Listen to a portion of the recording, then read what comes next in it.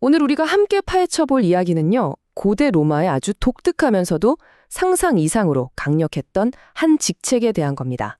바로 호민관인데요.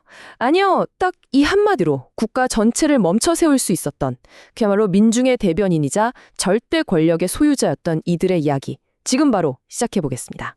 자, 본격적으로 들어가기 전에 한번 상상해 보세요. 만약에 단 한 사람이 안 돼! 라고 말하는 순간 나라의 모든 중요한 결정이 딱 멈춰버린다면 어떨 것 같으세요? 무슨 SF 영화에나 나올 법한 설정 같지만요. 놀랍게도 고대 로마에서는 이게 실제로 가능했습니다. 바로 이 믿기지 않는 힘이 오늘 이야기의 핵심이라고 할 수 있죠. 이 어마어마한 권력을 휘두른 사람들, 이들이 바로 호민관입니다. 말 그대로 백성을 보호하는 관리란 뜻이죠.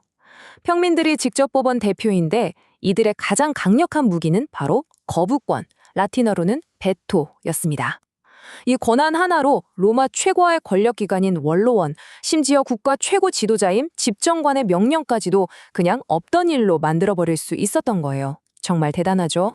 아니, 그런데 이렇게까지 막강한 권력이 대체 어떻게 탄생할 수 있었을까요? 물론 그냥 하늘에서 뚝 떨어진 건 아니었습니다. 이 모든 건 당시 로마가 처했던 극심한 사회 분열, 그러니까 두 계급 간의 첨예한 갈등 속에서 싹튼 결과물이었습니다.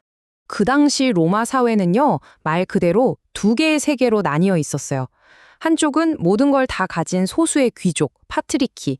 다른 한쪽은 나라를 위해 싸우고 세금도 다 내면서 정작 아무런 권리도 없었던 다수의 평민, 플레브스였죠. 귀족들은 땅, 정치 권력, 심지어는 법에 대한 지식까지 싹 다 독점했어요. 반면에 평민들은 자기들 삶에 직접적인 영향을 미치는 결정에 목소리 한번 제대로 낼 수가 없었죠. 그야말로 불만이 부글부글 끓어오를 수밖에 없는 구조였던 겁니다.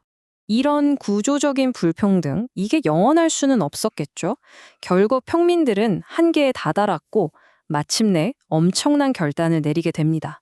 바로 로마를 떠나버리는 거였죠. 이게 바로 역사에 기록된 유명한 성산 사건입니다. 기원전 494년의 일인데요. 이건 단순한 시위 수준이 아니었어요. 뭐랄까 국가적인 총파업 같은 거였죠. 평민들이 아예 로마를 다 같이 떠나서 성스러운 산의 자리를 잡고는 우리끼리 새로운 도시를 세우겠다. 이렇게 선언해버린 겁니다. 로마의 군대와 노동력의 핵심이었던 평민들이 싹 다 빠져나가니까 도시는 그야말로 올스톱, 마비 상태가 되어버렸습니다. 이 한마디에 당시 평민들이 얼마나 단호했는지가 그대로 담겨 있죠. 이건 그냥 한 번 해보는 소리가 아니었어요. 진짜로 도시를 버릴 각오였던 거죠. 결국 모든 걸 가졌던 귀족들도 이 어마어마한 위협을 무시할 수 없었고 협상 테이블로 나올 수밖에 없었습니다. 그리고 바로 이 절체절명의 위기 상황 속에서 아주 혁명적인 해결책이 탄생하게 됩니다. 네, 바로 호민관이라는 직책이 만들어진 거죠. 로마의 평민들은 이제 자신들을 대표하고 또 보호해줄 존재로 매년 10명의 호민관을 직접 선출하게 되었습니다. 호민관의 임무는 아주 명확했습니다. 첫째, 평민들의 생명과 재산을 지키는 것. 둘째, 귀족들이 권력을 함부로 쓰지 못하게 국가의 모든 결정에 거부권을 행사하는 것. 그리고 마지막으로 평민들의 회의인 평민회를 이끄는 거였죠. 이 모든 권한은 철저하게 귀족들의 독주를 막기 위해 설계된 그야말로 민중을 위한 방패였던 셈입니다. 그런데 말이죠, 이 호민관이라는 직책은 여기서 멈추지 않았습니다. 시간이 흐르면서 그 영향력은 단순히 민중을 지키는 방패 역할을 넘어서서 스스로 법을 만들어내는 아주 날카로운 칼로 진화하게 되거든요. 자, 이 흐름을 한번 보세요. 기원전 494년에 호민관이 처음 만들어지고 나서 약 200년 정도가 흐른 뒤 기원전 287년에 모든 걸 바꿔놓는 아주 결정적인 법이 하나 통과됩니다. 바로 호르텐시우스법입니다. 이 부분이 정말 중요합니다. 호르텐시우스법.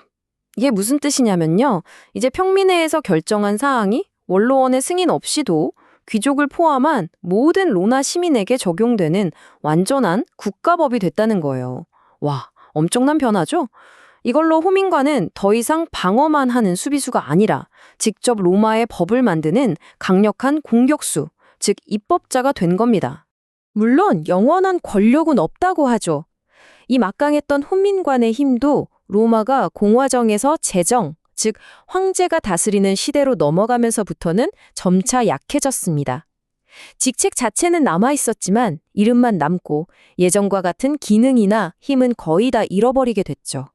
자, 이렇게 해서 우리는 아니요라는 그 한마디로 역사의 물줄기를 바꿨던 호민관의 이야기를 쭉 살펴봤습니다.